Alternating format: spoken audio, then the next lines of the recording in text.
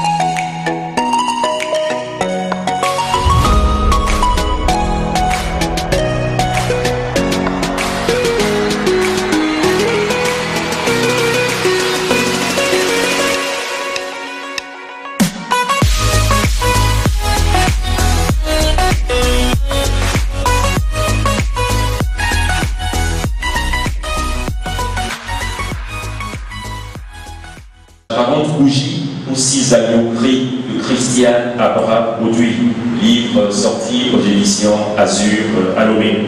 Je commencerai ma présentation de ce livre par cette réflexion à la page 197 du roman, une dernière partie du livre qui est intitulée « Et si la fin n'était que le début de la fin ». Je vous lis la réflexion. J'ai donné le meilleur de moi à l'humain, pensant que c'était la solution pour qu'il me concède mes ultimes chances. Hélas, mais je n'ai essuyé que douleur et trahison. Je pensais pourtant bien faire, tenir le bon goût, enfin. Toujours dans cette quête effrénée d'un amour frais et vrai, j'ai l'esprit embrouillé. Alors j'ai pris mon stylo, dans l'espoir de me décharger. Je rassemble mes forces en vain. En dépit de tout, mon courage faiblit au-dedans de moi. L'amour m'a eu et mon cœur m'a trahi comme toujours. Jour après jour, j'allie les déceptions. C'est devenu une routine, plutôt mon lot quotidien. À chaque nouvelle rencontre, je respire une bouffée d'espoir, de l'espérance aussi parfois qui ne le concède qu'à un répit de courte durée. Je me dis, qui sait si c'est le bon ou c'est le bon moment. Tout dépend des circonstances. Et juste après ça, recommence. On me blesse, on m'abîme. Je me bats pour ne pas me laisser emporter par la rage et changer ma nature première. Au fond, que veux-je? Qui suis-je? Simplement une amoureuse qui essaie de donner de l'éternel amour. Comment retrouve-t-on la joie quand elle déserte notre univers? Poursuite vaine vers une destination sans repère. J'ai bien envie de respirer, faire une réelle pause. Ami, je n'y arrive plus.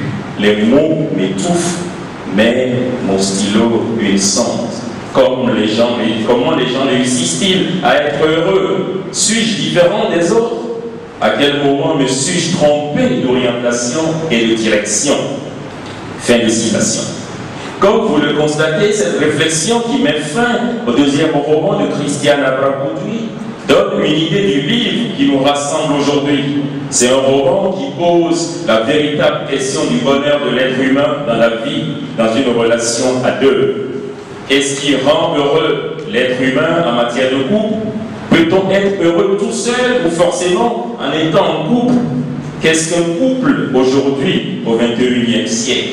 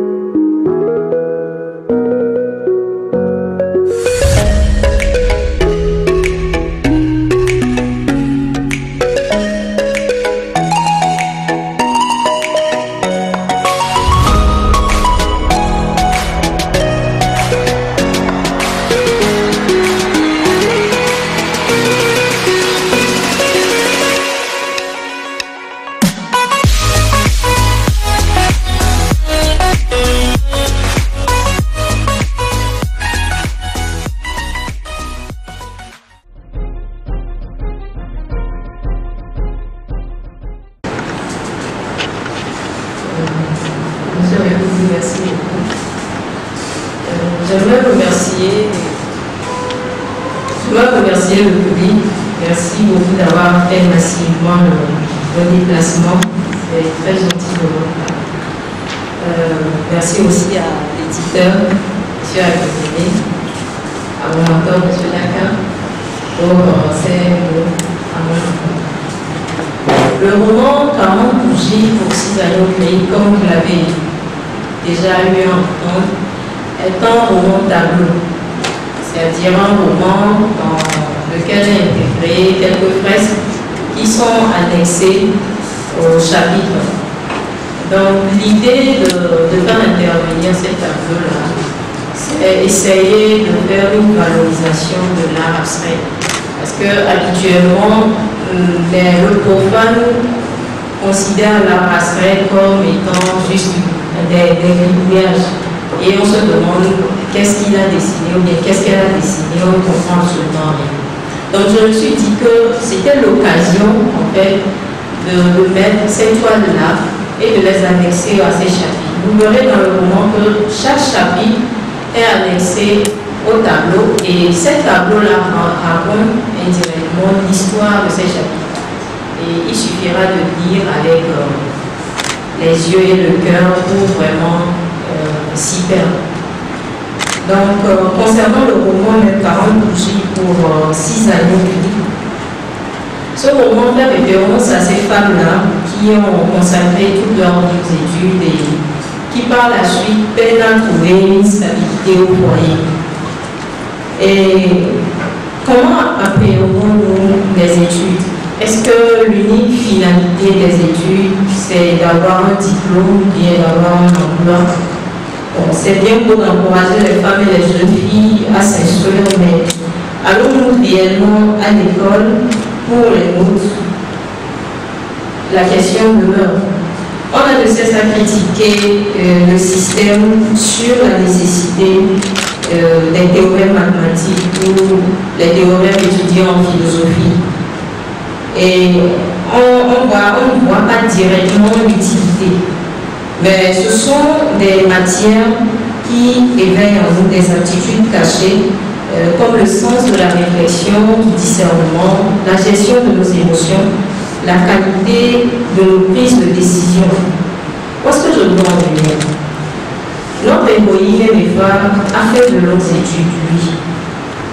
Mais où en est l'utilité si elle n'arrive pas à faire preuve de discernement devant, par exemple, un mari qui la bat et qui la viole? Plutôt que de se soustraire de cette relation et de remettre de l'ordre dans sa vie, elle embrasse plutôt une forme de nymphomanie et en prenant de ses sports dérivatifs. Donc, je sais que la question qui brûlera les lèvres des gens serait de savoir si à travers cette œuvre je fais plutôt l'apologie de la vie au foyer, encourageant les jeunes femmes à plus s'y atteler plutôt qu'aux études. Il n'en est rien. La bonne question qu'il faut se poser, c'est de savoir si l'épanouissement d'une femme n'a d'ultime fondement que le mariage. Et mes femmes, malgré qu'elle ait une vie stable professionnellement et financièrement, n'a pas cessé de se lancer à la recherche d'un support masculin au point d'imiter sa vie. C'est qui la femme parfaite pour le foyer? En termes d'instruction et de stabilité financière, est-ce que c'est parce qu'elle n'est pas instruite et stable dans son travail qu'elle puisse à réussir sa vie de couple? Ou une femme analphabète et sans occupation serait la candidate idéale? Pour ce qui est de la dépendance, est-ce qu'une femme qui dépend financièrement et émotionnellement de son conjoint serait cette parfaite femme-là pour le foyer? S'agissant de la violence, une femme qui sacrifie ses rêves, ses ambitions pour son homme, sous prétexte que celui-ci lui interdit de travailler, est-ce que c'est elle la bonne épouse? Une femme battue au foyer et qui tient la vie de fer sous prétexte qu'elle protège ses enfants, c'est l'idéal des femmes? Les enfants qui verront leur père battre tout le temps leur mère, ou bien leur mère tenir des propos outrageux vis-à-vis de leur père, est-ce que ces enfants-là sont réellement protégés?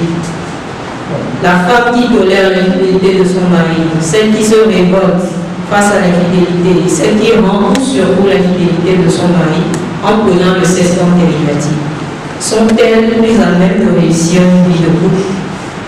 Bon, autant d'interrogations, autant de femmes et des femmes écartent dans cette œuvre, cependant par des voies dissolues.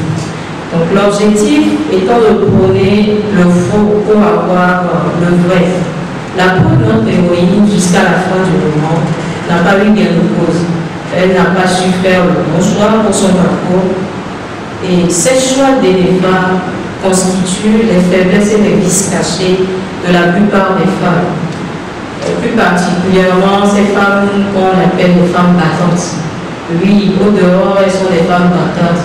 Mais à l'intérieur, au sein de leur foyer, quel statut ces femmes-là ont? Au fond d'elles, qu'est-ce qu'elles ressentent au jour le jour? Qu'est-ce qu'elles vivent?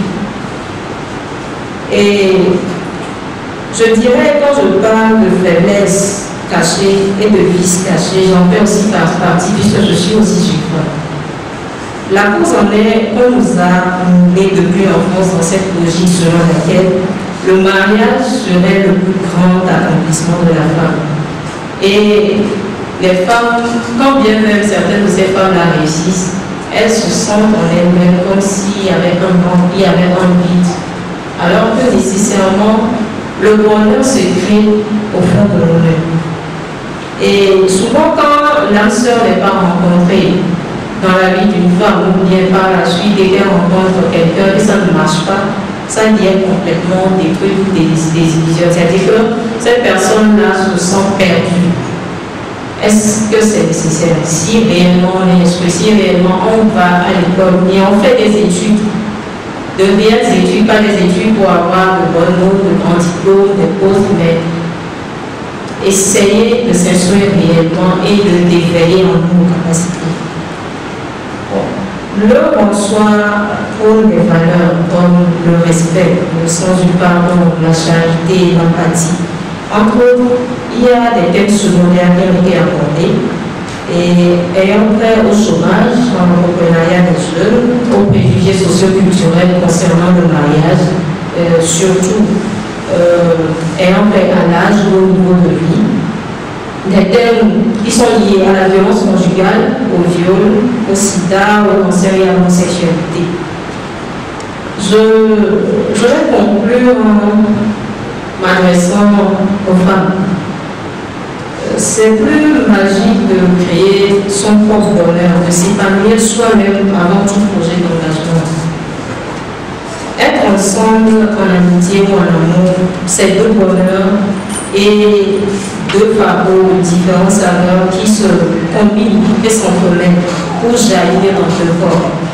Comme vous le verrez sur le tableau de couverture du roman. Donc, ce n'est pas la quête d'un bonheur dans les yeux du prochain ou la quête d'une femme de 40 ans dans les yeux de 6 hommes au cœur gris et faux. Cela doit être élevé avec son bonheur à la rencontre d'un agneau au cœur blanc qui lui aussi a son bonheur. Ce n'est pas à l'autre de vous rendre heureuse, il n'est qu'un plus et pas votre priorité. Donc, je vais m'arrêter là-bas pour le moment et après, s'il y a d'autres questions, merci beaucoup. Merci beaucoup Christiane, merci. La salle.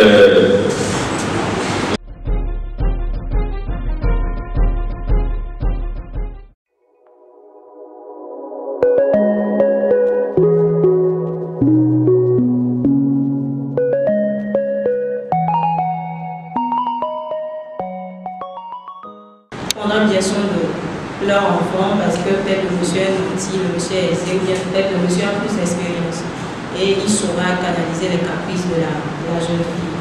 Donc c'est assez relatif et on ne saurait juger cela directement et dire que c'est peut-être une bonne chose ou bien c'est pas une bonne chose. Même si c'est choquant, je pense que c'est les sentiments qui doivent dominer. Deux personnes qui s'aiment et qui veulent être ensemble, je pense que la question d'âge n'a pas sa place. Puisque les deux seront ensemble. les personnes qui sont à l'extérieur ne sont pas au sein du foyer avec eux. C'est à eux de vivre leur relation, c'est à eux de vivre leur couple. Je pense que l'âge ne doit pas être une barrière en soi. Ok. Il y avait une question avant. Vous pouvez y répondre le temps qu'on prenne la question concernant l'ouvrage. Si vous avez eu envie de l'écrire. Ouais. À proprement parler, j'avais déjà commencé 40 bougies pour 6 années depuis 2020, suite à la sortie du premier roman. Mais je dirais que c'est par rapport à plusieurs paramètres que je n'ai pas su sortir cela en même temps. Donc l'idée, c'est peut-être l'excitation et la passion d'avoir sorti un premier roman qui m'a plus poussé à m'investir encore plus dans un second roman. Et nous voyons aujourd'hui le résultat. Ok, merci.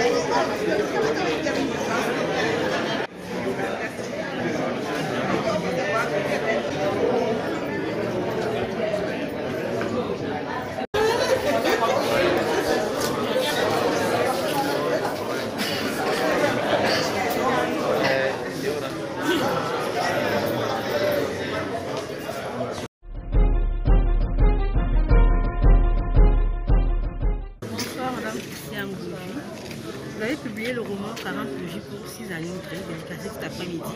Alors quel est votre message à travers ce roman? Le message à travers ce roman est spécialement adressé aux femmes, en particulier, mais aussi aux hommes. Les femmes doivent savoir qu'elles doivent premièrement se battre, essayer de trouver leur propre bonheur, ne pas faire du mariage une priorité. C'est bien beau que pour toute personne, l'engagement est quelque chose d'assez important dans la vie. Mais il faudrait, avant de s'engager, essayer de se connaître, essayer de construire son propre bonheur, savoir faire un choix décisif, un choix assumé, ne pas se lancer après le début. Oui, il est bien beau que nous devons nous instruire en tant que femmes, mais il faudrait s'instruire, mais effectivement se dire qu'au-delà de l'instruction, au-delà de cette envie-là de toujours avoir un support masculin à côté, on peut par nous-mêmes aussi essayer d'avoir l'équilibre, essayer de trouver notre propre bonheur à la rencontre du support masculin. Alors qu'est-ce qui vous a motivé à écrire ce roman? Ce qui m'a motivé à écrire ce roman, c'est plus les plaintes que je reçois, mais lors des discussions avec des consoeurs, des sœurs qui se plaignent d'être dans des couples, d'être malheureuses, des sœurs, des femmes qui sont battues au foyer par exemple, mais qui n'arrivent pas à s'extirper parce qu'elles se disent qu'à 40 ans, si elles sortent de ce mariage, où est-ce qu'elles trouveront encore un autre homme? Mais il faudrait qu'elles puissent voir au-delà de ces relations toxiques-là. Souvent, ce sont des femmes qui ont réussi leur vie pleinement. Elles se disent qu'à cause des on-dit, elles ne pourront pas s'extirper de cette vie de couple. Mais pas à travers ce roman-là, je tiens à leur dire qu'elles peuvent s'extirper de cela, elles peuvent trouver leur propre bonheur, être indépendantes de cette relation-là où elles se sentent peut-être mutilées, mais trouver un confort, trouver encore mieux aussi. Alors, quelle est la connotation que vous voulez donner à ce roman en intercalant l'œuvre avec votre peinture? La connotation que je voudrais donner au roman, c'est de faire de la valorisation de l'art abstrait. L'art abstrait, en général, que je fais, Et les gens sont souvent ne comprennent pas le message qui est véhiculé dans la mosquée. Si ce n'est pas un portrait ou bien si ce n'est pas un paysage, on se dit que c'est simplement des coquillages. Donc j'ai voulu quand même passer un message fort clair. On peut lire un tableau. Le tableau, ce n'est pas que des images, ce sont des événements rencontrés, ce sont des histoires. Donc c'est à cela que j'ai assimilé les toiles aux chapitres qui sont dans le roman. Chaque toile avec son histoire et sa logique. Oui, pour ceux qui n'ont pas encore lu le livre, est-ce que vous pouvez faire bref historique de ce que vous avez raconté dans cette vidéo? Cet ouvrage-là parle des femmes qui ont consacré leur vie aux études, mais qui par après trouvent des difficultés à avoir une vie de couple ou bien une vie au foyer stable.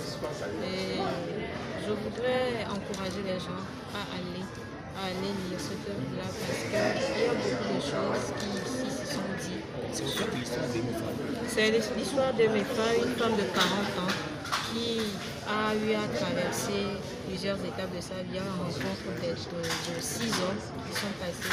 Et chacun de ces hommes-là sont venus à elle, mais pas avec les bonnes intentions. Ils sont présentés comme des agneaux, mais par après, elle a constaté qu'en fait c'était des agneaux, mais ce n'était pas des agneaux, mais plutôt des loups, des agneaux. Oui, et pourquoi avez-vous parlé plus de la sexualité dans ce roman? J'ai parlé de la sexualité parce que je me dis qu'on considère le sexe trop tabou chez nous, alors que de nos jours, les réseaux sociaux ne font que véhiculer ce genre de choses-là. Maintenant, pourquoi on doit interdire à un enfant de discuter pleinement de sexualité ou bien de lire pleinement des trucs sexuels dans un livre, dans un bouquin qui pourra lui apprendre quelque chose et plutôt qu'il le fasse de façon cachée, aller sur des sites pornographiques. La sexualité n'est pas un tabou, on peut en parler, on peut, excusez-moi, appeler vagin pour qu'une femme puisse connaître les contours de ce qu'elle a peut-être entre les jambes, de comment en faire l'usage et de comment vivre sa vie. La Gazette du Togo, une vision sur l'actualité togolaise et sur le monde. Rejoignez-nous sur le www.lagazettedutogo.com ou sur nos comptes Facebook, Twitter et YouTube. Pour tout contact, écrivez à contact@lagazettedutogo.com ou appelez le 92 80 88 53. La Gazette du Togo, c'est l'information en continu.